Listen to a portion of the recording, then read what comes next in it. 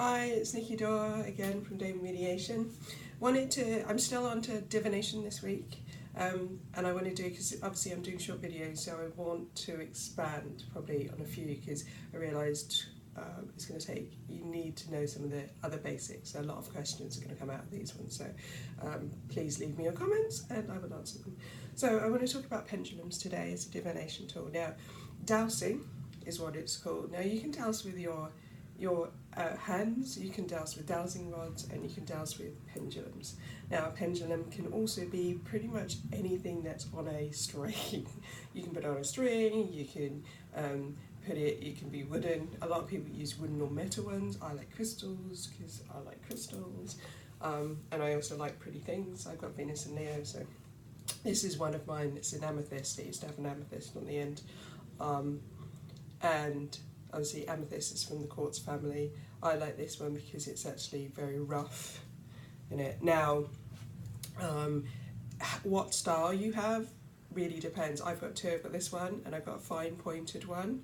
Now the fine pointed one actually broke recently. It's also just a plain quartz. It can be. It doesn't even have to be a stone. I like natural materials. I think it works a lot better.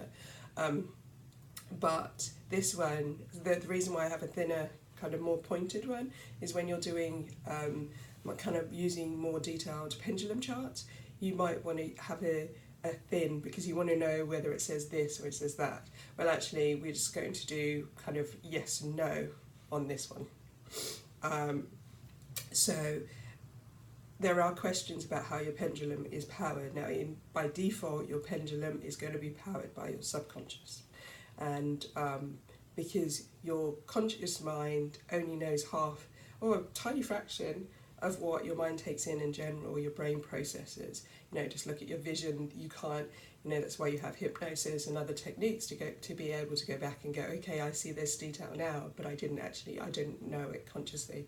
So there's a lot of answers you already have, and you're already connected to the divine. You are part of the divine, whatever you believe the divine is, and we are doing divination. So now with this pendulum, which kind of matches today, I didn't do this consciously.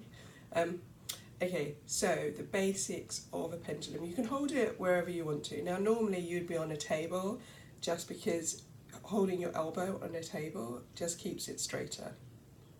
Now a lot of people like to do it on the metal hook or something like that. Now when you're starting out, you really need your body to create a circuit, because it's actually your body's energy that is moving it. So I usually put it on the table and I put my hand underneath it. Now you create a circuit that way, and it's easier to start off. It when you get more used to working with it and you get used to working with energy, you don't really need the circuit as much, but I usually hold it like that. Now I would be on a table, so you can probably see my hand move somewhat. Now, one thing that you do need to start, you need to understand yes and no, and also maybe or I'm not sure. The reason is because sometimes we like yes and no questions, but sometimes you're not ready to know it, or sometimes you can get an ambiguous answer, because it can be that your question isn't tight enough. So you kind of want to have yes, no, and other, which makes you need to refine your question, or makes you maybe ask again, and then you can actually say, should I ask again, and it will give you yes and no, so you can interact quite well. So if we ask a question, first of all you want to say, can you show me yes? Now it takes a while. I know people can get frustrated when they work with a pendulum, because it can take a while to start warming up. Now I've worked with my pendulum a lot. I already knew we were going to work together as well. So that's a yes, it's up and down. So okay, can you come to a stop please? And you'll watch it slow down, because it still has to gain momentum. And then I'll say, can you show me a no? And it goes the opposite direction. Now I can actually say, can you show me a maybe?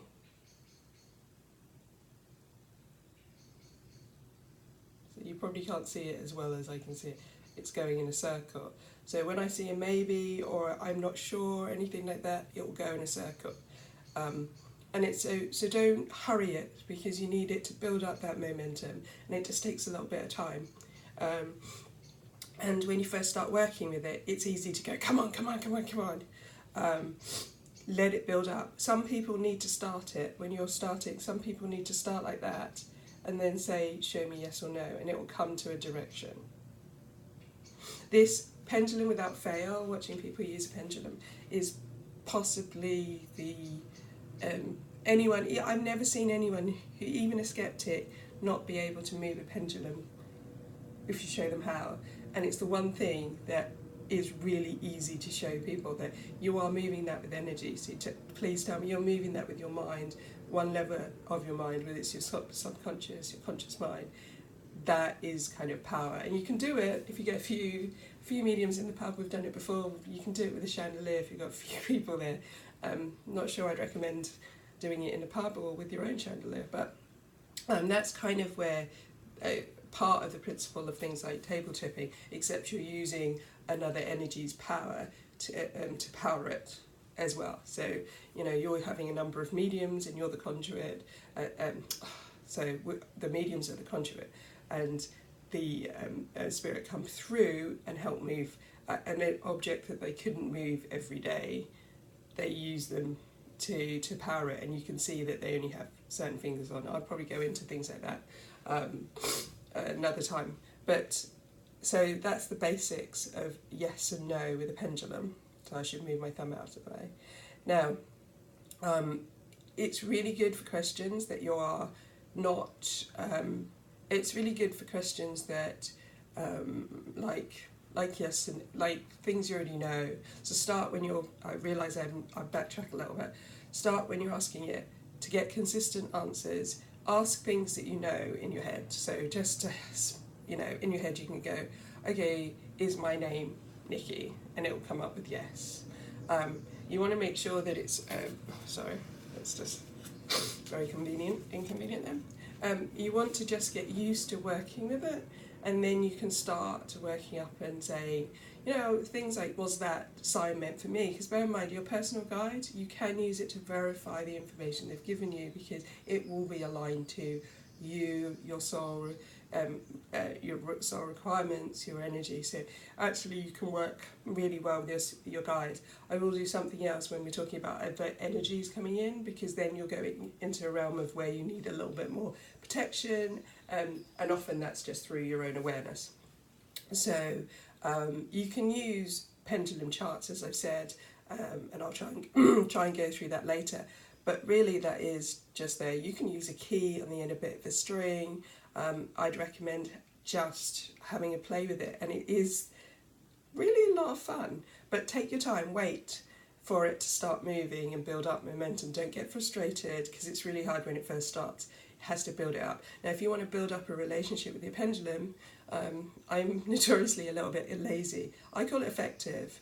If I can do something the quickest way, slip it under your pillow for a few nights to bond with it. Keep it in your pocket. And it's just about you getting used to the energy getting used to you. And so obviously this is a tool, you want to work with it, and it's getting connected. And really that's it. So that's the basics. It's very basics of running through. If you have any questions or queries about how to use a pendulum, or want me to expand on the subject, because there's so much to say in this, and I don't have time in this short video. I'm quite happy to go through it. You put underneath a comment underneath, or put in a comment on Twitter, which is Damon Mediation. I should have put my teeth in today. Damon Mediation, which is actually at Damon_mediator. Yeah, it's that kind of day, and I'm not going to edit it. I'll put it into the comments at the bottom, and I'll speak to you tomorrow.